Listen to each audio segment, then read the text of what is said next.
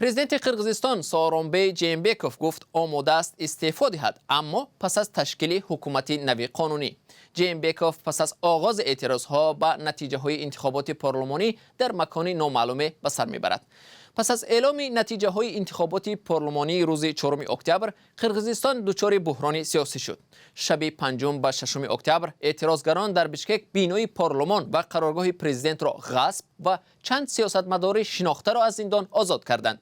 در رابطه به حوادث اخیر قبل از آغاز برنامه صحبت داشتم با بقیت اسانف، همکارم از بخش قرقیزی رادیو آزادی، و نخست از او درباره آخرین تحولات پرسیدم. К утру 9 октября обстановка относительно стабилизировалась. به حالت صبح 9 اکتبر وضع سیاسی در قرقیزستان نسبتاً آرام شد، اما خف دوباره متشنج شدن وضعیت باقی میماند. حالا در قرقیزستان حکومت و پارلمانی کاملی که فعالیت کند وجود ندارد. شب 9 اکتبر پرزیدنت جیمبekov توسط دفتر مطبوعات خود اظهار داد که در صورت انتخاب حکومت مشروع آماده است عریضه‌ای به استعفا رفتن از مقام پرزیدنت را نویسد. همین چند لحظه پیش معلوم شد که پرزیدنت سооронбей جیمبekov با صدور یک فرمان هیئت حکومت قرقیزستان را به استعفا فرستاد.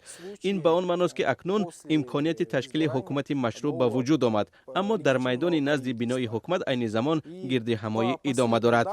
در گردهمایی اساساً دو گروه شرکت دارند. یک گروه جانبداران صادر جعفروف که نامزدیش به مقام نخست وزیر پیشبری شده است و گروه دوم جانبداران یک ائتلاف چند حزب هستند که حرکت با نام امید آخرین تأسیس دادند. آنها طلب دارند که اجلاسی غیر نوبتی پارلمان برگزار شده حکومت مشروع تشکیل داده شود.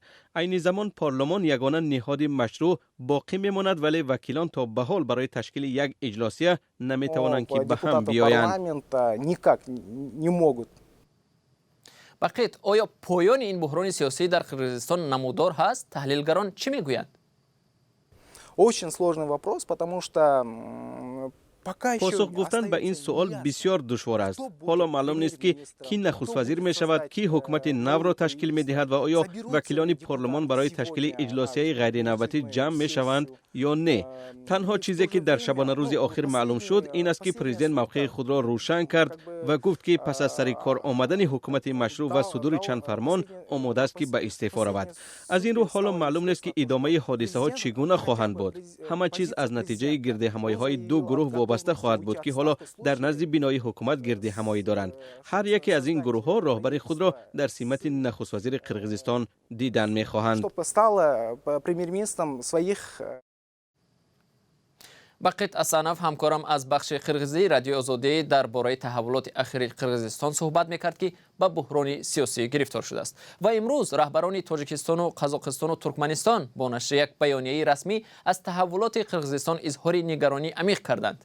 در این بیانیه که دفتر مطبوعات ریاست جمهوری قزاقستان نشر کرد گفته شده است: ما از مردم قرقیزستان دعوت میکنیم که برای حفظ صلح و برقراری ثبات در کشور خیرتمندی خاص به خود را نشان بدهند. در بیانیه اظهار امیدواری شده است که همه طرف‌های دخیل در بحران سیاسی تمام تلاش خود را برای تامین صلح و ثبات به خرج می‌دهند.